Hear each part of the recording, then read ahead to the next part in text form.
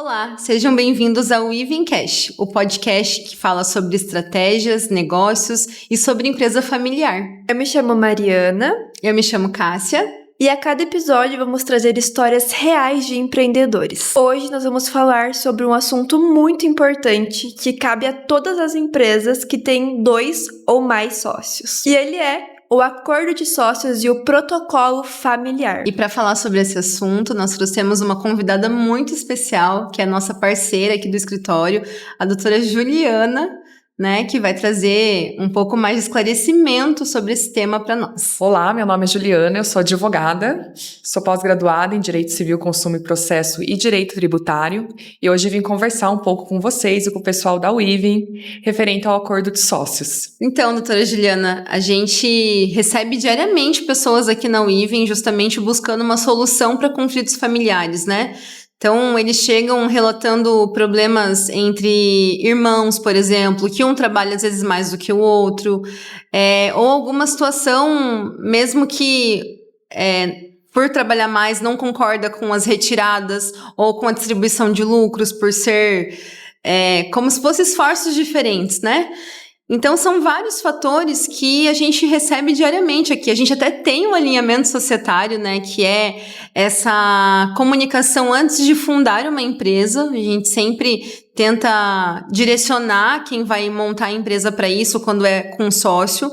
E não só sócio de família, mas entre amizade, porque muitas vezes a amizade se desfaz num negócio, né? Começa ali super bem, aí quando chega vamos ver como as coisas vão ser de verdade, e acaba que não dá certo porque não existiu esse alinhamento prévio, né? Então, a gente trata muitos temas de governança dentro desse alinhamento societário, que até é uma base de construção para o acordo de sócios, né?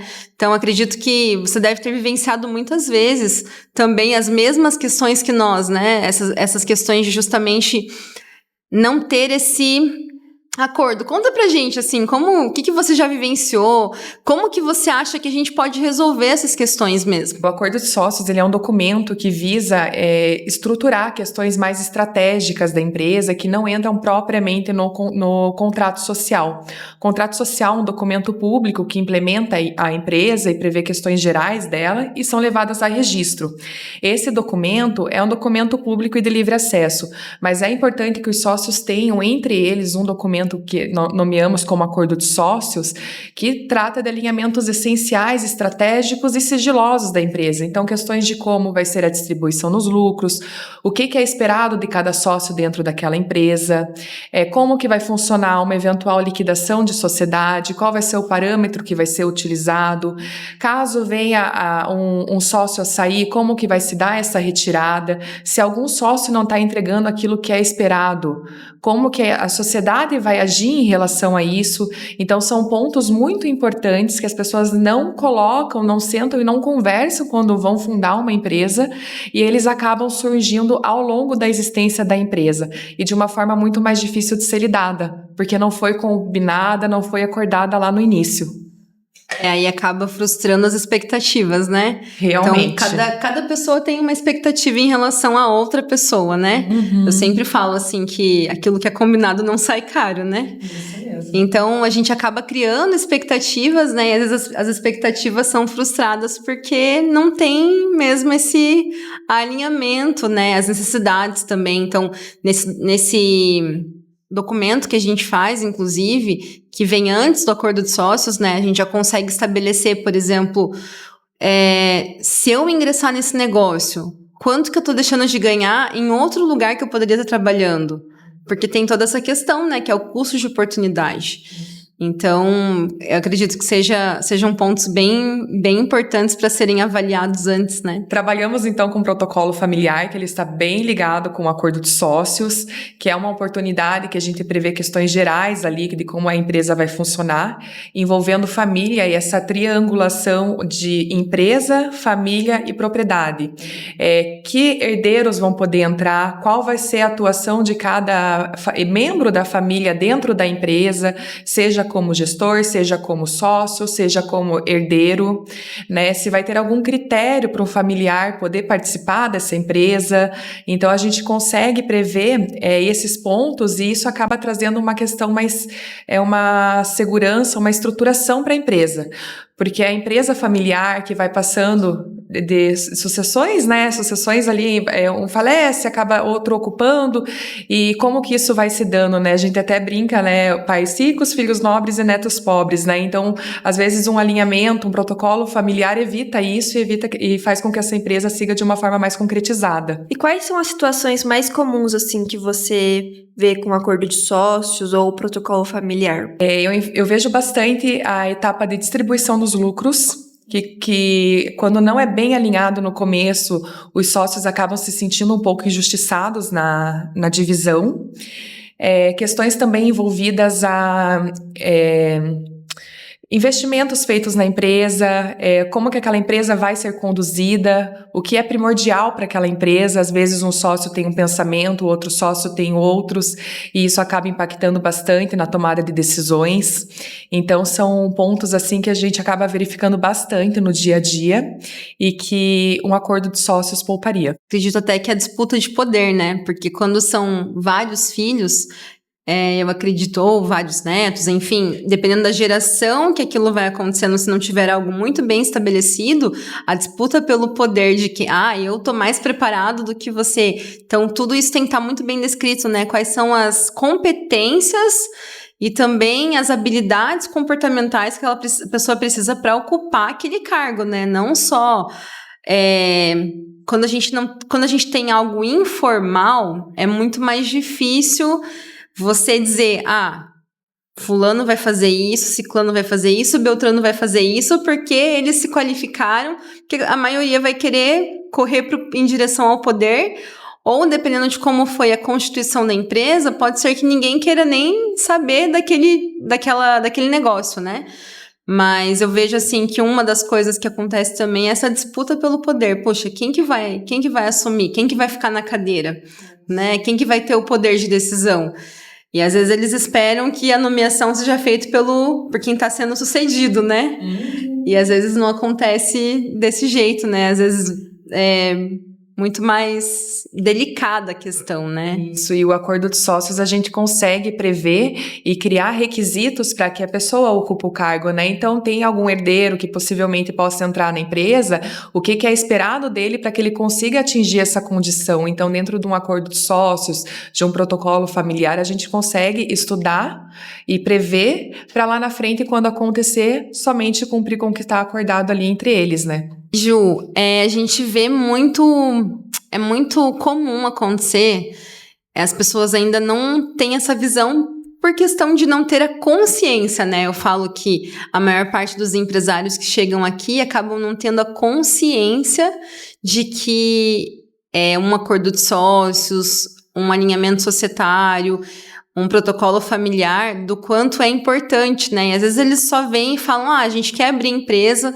mas a gente tem, assim, como missão aqui na Weaving, que é capacitar e dar munição para eles entenderem que isso é muito importante. E se acontecer de não dar certo, você pelo menos tem uma segurança maior, uma garantia maior, né? Porque ninguém constitui uma empresa para não dar certo. Isso daí é um fato. Mas quando você está começando uma empresa... existe a fase que eu falo assim, que é a fase do namoro, é a fase boa. Você tá pensando no casamento, você não tá pensando nos pontos negativos, você tá pensando nos pontos positivos, né? Que é a chance de dar certo. Mas quando as pessoas vêm aqui e falam, a gente quer abrir uma empresa, queremos abrir uma empresa juntos, eu falo, vamos conversar. Porque eu preciso trazer clareza sobre esse assunto, né? Eu preciso que você entenda que abrir uma empresa e fazer uma sociedade é como se fosse um casamento. E que na hora de distribuir, se não der certo, né? Na hora do divórcio, ter que distribuir ali as questões é muito complexo, né? Então, e eu falo isso, não importa qual é o tamanho dessa empresa. Como que você vê isso hoje? Nossa, você tocou num ponto bem importante. Eu vejo a contabilidade, ela é o braço direito de quem quer empreender, né? E normalmente é o primeiro ramo que eles procuram, né? Vamos abrir um CNPJ e começar a operar aquilo que a gente idealizou. E é muito importante a contabilidade, como sendo essa primeira procura, já ofereça isso para o cliente, né? Porque é um documento que eles acabam não tendo conhecimento. Então, levar isso a conhecimento é o primeiro passo, né? Independente do tamanho da empresa. O acordo de sócios, ele não se enquadra só para grandes empresas, mas também para empresas médias e empresas pequenas. Todas as empresas enfrentam problemas, enfrentam saída de sócios, enfrentam necessidade de distribuição nos lucros, né? E dificuldades do dia a dia, né? Então, tudo que tiver documentado facilita a resolução. Então, seja empresa grande, empresa pequena, sempre importante colocar no papel. E isso poupa, a gente sabe, muito transtorno futuro, né? Uma dissolução, uma saída de sócio, que pode vir a ser discutida via mediação, via arbitragem, via judicial, não bem alinhada no início, leva anos, é custoso, é trabalhoso, é desgastante, acaba prejudicando não só a empresa e os sócios, família, funcionários, clientes. Então, é uma questão assim, quanto mais documentada, melhor estruturada, menor o dano, o transtorno, né, no andamento ali da empresa. Mas, Ju, o que acontece caso o dono dessa empresa faleça? Como que acontece a distribuição? Excelente. No acordo de sócios, a gente consegue prever e alinhar como vai funcionar caso venha um sócio a sair, um sócio a falecer, os herdeiros vão entrar, não vão entrar. São questões que a gente aborda dentro do acordo de sócios. Quando a gente não tem essa previsão, o risco para a empresa é muito grande, porque até as pessoas discutirem o que vai acontecer com aquele sócio, a empresa ela vai estar em operação. Então, pode acontecer de afetar as atividades diárias, pode ocasionar até numa paralisação da empresa, até que isso venha a ser decidido via judicial, forma com que os herdeiros optarem por resolver, o que vai caber a cada herdeiro dentro daquela empresa. Então, isso traz um prejuízo até para uma empresa que está saudável. E como você acha, assim, em que momento você acha que a parte jurídica se vincula com a contabilidade para a gente ajudar nesses casos, assim? Excelente. A parte jurídica e a contabilidade no acordo de sócios, ela anda junto. A jurídica, nós garantimos uma validade para aquele documento, elaboramos ele, verificamos o que é possível colocar, quais são as cautelas que os sócios que estão implementando o negócio têm que tomar ao longo da atuação empresarial, o que pode vir a acontecer e o que a lei permite ser feito nesses casos. E a contabilidade, ela vem no sentido, eu brinco, de trazer clareza aos números. Ali para as partes, às vezes é tudo muito abstrato ainda, né? E o contador, ele consegue trazer isso para uma visão mais diária. Então, vamos decidir participação nos lucros. Como que é legal a gente fazer? A gente tem essa possibilidade. Financeiramente, como vai funcionar isso na empresa? O contador consegue, né, nos trazer uma previsão ali para ter uma ideia e verificar se é dessa forma que os sócios querem colocar no papel. Distribuição na percentual, cotas de cada sócio na empresa. Como que a gente vai fazer essa divisão? Com que cada sócio contribuiu naquela empresa, né? Então, mensurar. Tem sócio que entra com valor, tem sócio que entra com trabalho, tem sócio que entra com valor e trabalho. Quanto isso reflete no percentual do capital social da empresa? Então, o contador nos auxilia muito nessa parte. Liquidação da empresa, como que é legal fazer, como que isso vai impactar financeiramente, o que vai ser considerado para fazer a liquidação. Valuation, né? O contador, ele consegue nos trazer mais essa parte numérica de uma forma mais prática, que a gente consiga colocar os sócios entenderem e ir para o papel aquilo que eles realmente definirem. Exato. É justamente esse trabalho em conjunto, porque o acordo de sócios precisa ter os números, né? Para que depois fique... E o legal de tudo isso é que é um trabalho preventivo, né? O trabalho que você faz nessa questão de estruturar com as famílias um acordo de sócios, e o trabalho que nós fazemos de alinhamento e no auxílio e suporte de governança, é justamente esse trabalho preventivo, né? Para que não tenha aquela correção depois, né? Muito mais voltado para uma estratégica, tira um pouco o olhar só do operacional, né? Que as famílias geralmente tendem a caminhar para esse lado, né? Mais operacional do que estratégico, e é justamente para trazer essa profissionalização, né? Porque a gente vai também falar sobre a questão das funções que vão ser executadas, como que a pessoa vai galgar aquilo dentro da empresa, né? E é justamente uma ferramenta para organização, né, Ju? Isso mesmo, e também o que é esperado de cada sócio, né? Exato. Então, esse alinhamento e documentação previne muita dor de cabeça ao longo eu digo aquelas conversas difíceis que a gente sempre comenta, né? A gente pode ter as conversas difíceis de alinhamento do que difíceis para resolver um problema que poderia ser resolvido lá atrás, né? Então, o acordo de sócios é um acordo, assim, que todas as empresas têm que fazer, têm que buscar, né? Para consolidar ainda mais o negócio. Ju, teve algum caso, assim, que te marcou de acordo de sócios? Já presenciei empresas que implementam a ideia, injetam dinheiro, o sócio começa a trabalhar e na hora de dividir os lucros, ficamos no diz que me disse, não, eu ia ter tanto, aí depois eu fico alinhado tanto, então a gente acaba enfrentando esse problema de um acordo não bem estruturado lá no início e na hora do vamos ver, vamos dividir, não ficou da forma que todo mundo entendeu lá no começo.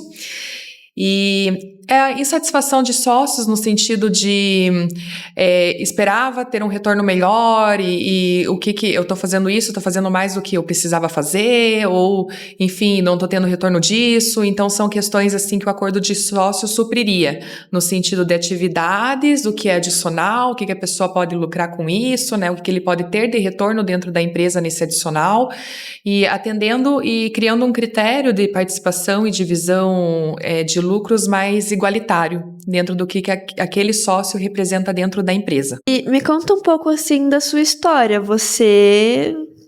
Como que você começou? Como que surgiu sua paixão pelo direito? Eu sempre pensei em fazer direito, sempre tive, assim, a afinidade, em que pese, a gente sempre escuta, né, normalmente quem vai para a área de direito tem mais afinidade com humanas, né, eu, pelo contrário, sempre fui muito bem em matemática, questão de raciocínio lógico, sempre, e a parte de humanas eu já não gostava muito, mas optei por seguir, amo minha profissão, comecei a faculdade em 2013, me formei em 2016, na minha família eu não tenho ninguém assim que seguiu para a área de direito e atua hoje efetivamente na área de direito, na área jurídica. Todo mundo te liga daí. Ô, Ju, me ajuda com isso aqui. Vamos resolver o problema da família. E me formei, assim, e desde quando eu comecei a faculdade eu sempre pensei em advogar, nunca pensei em sair para a área pública ou, enfim, não trabalhar na área, sempre tive bastante afinidade com a parte da advocacia, desde o meu primeiro estágio, sempre foi em escritório de advocacia também, nas mais diversas áreas, aproveitei minha faculdade para pegar bastante experiência e conhecer as áreas, né, porque o direito é muito amplo, né, e depois que me formei, daí fui mais direcionando a minha atuação. E agora eu já tô com, acho que uns 9 anos de formada. E daí, como que foi pra você sair das empresas e criar a sua? Foi um momento bem desafiador. Todo o período que eu trabalhei em escritórios, seja como estagiária, seja como advogada, adquiri muita experiência. Foi fundamental para eu estar onde eu estou hoje, conseguir gerir meu próprio escritório. E assim, eu vejo que hoje eu tô numa satisfação profissional. É uma coisa que eu sempre quis implementar, sempre quis ser dona do meu próprio escritório, sempre quis trabalhar por conta, digamos assim, né? E eu consegui implementar isso faz uns 3 anos e estou bem feliz com o resultado. Legal. E por que essa atuação dentro do direito? Eu acho que o direito, ele é eu até brinco, né? Quem não sabe o que fazer, vai fazer o direito, porque o direito, ele serve para muitas coisas, né? Então, por mais que você faça e não vá atuar na área, ela te ajuda no teu dia a dia, né? Você vai fechar um contrato, vai comprar alguma coisa, o direito, ele sempre é útil, né? Eu, quando fui buscar o direito, e eu tenho um encanto pela profissão no sentido de a gente poder ajudar, né? Então, quando a pessoa te procura, principalmente na área jurídica, normalmente as coisas não estão bem ou é alguma coisa que precisa ser alinhada para ser melhor resolvida. E vai da gente ver como conseguir e como melhor poder ajudar aquela pessoa. E eu acho que o direito me traz isso. Me traz poder ajudar as pessoas de uma forma, e é gratificante quando a gente consegue o resultado, a forma com que a pessoa te agradece, né, de você conseguir auxiliar ela em alguma determinada situação, isso é muito bom. Ai, que legal. Eu quase fiz direito.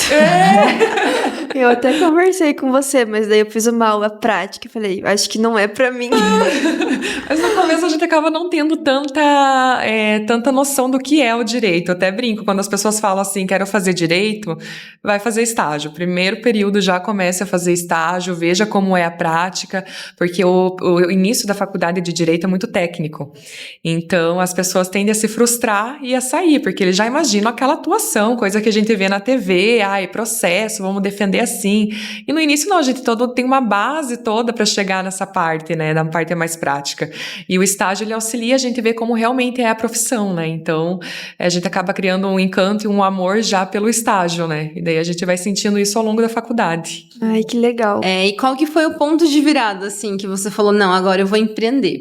O que aconteceu na sua vida que você falou, não, agora eu não quero mais, né, ser CLT, eu quero ter meu próprio escritório, eu vou empreender? Foi um sonho meu, na verdade eu sempre quis, quando eu saí da faculdade, me faltava coragem, né, a gente escuta muito início da profissão e não só na do direito, mas em todas, né, a gente começa sempre ralando muito, a gente não acaba tendo não tanto retorno financeiro, a gente tem uma parte de você ir primeiro investir para depois colher, então eu acabava tendo um pouco de medo disso, né, e a partir do momento que eu criei essa coragem, eu falei, não, agora eu vou começar a trabalhar por conta, sentir o que é trabalhar por conta, né, e você conseguir tocar o teu negócio da forma com que a gente brinca na questão de valores, né, a questão ética, né, então a gente consegue conduzir da forma com que a gente entende e defende a nossa profissão, né, então é gratificante, eu só me encantei quando eu optei por empreender e começar a trabalhar,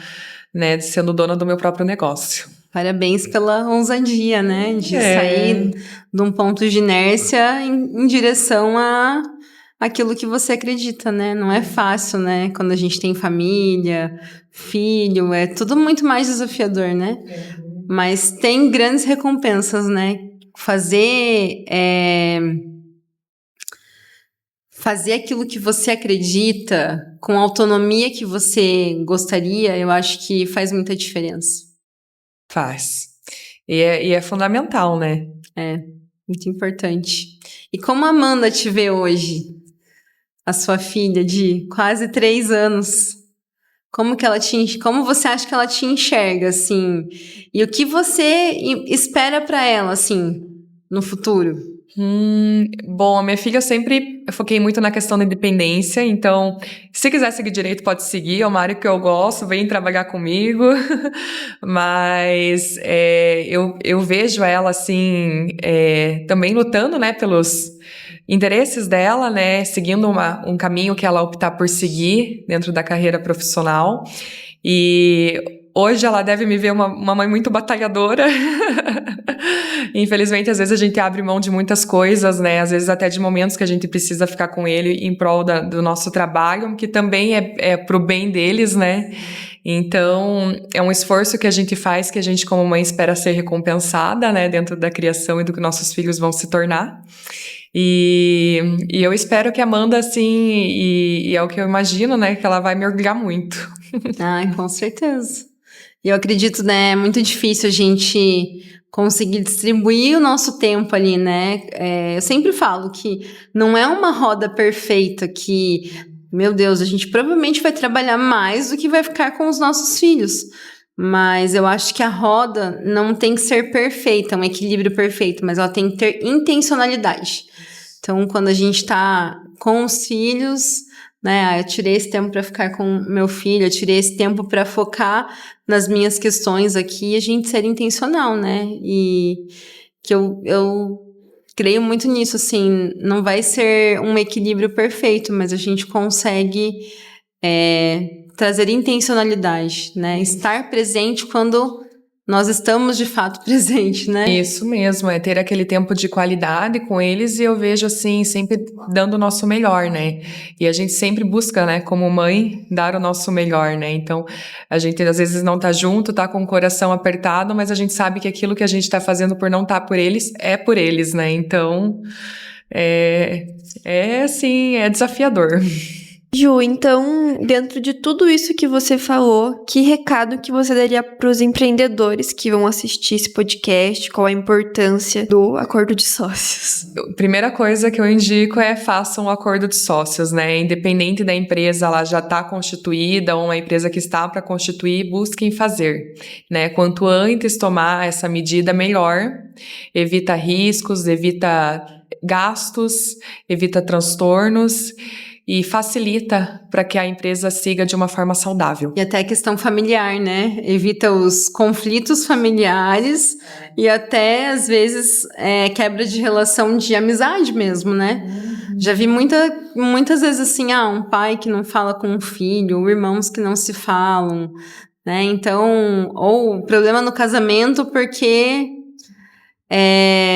acaba influenciando a questão financeira, entre outras coisas, né? Então, acredito que é um bom conselho. É um bom conselho, evita bastante transtorno familiar. Ju, então eu queria agradecer muito pela tua presença. Acredito que todo mundo que vai nos assistir ou está nos assistindo nesse momento realmente foi despertado para isso agora, né? Que talvez é um assunto que nem todos tenham conhecimento, mas é o ponto de virada, né? Eu queria que você deixasse aí também qual foi o ponto de virada que você assistiu nesse podcast, né? Aqui no Evencast. Alguma coisa que você pegou de insight ali que, puxa, isso aqui foi muito legal e vai fazer diferença na minha caminhada. E finalizamos o episódio do Evencast. Se você chegou até aqui, muito obrigada e aproveite e confira os próximos episódios, porque teremos empreendedores contando histórias reais que vai fazer a diferença.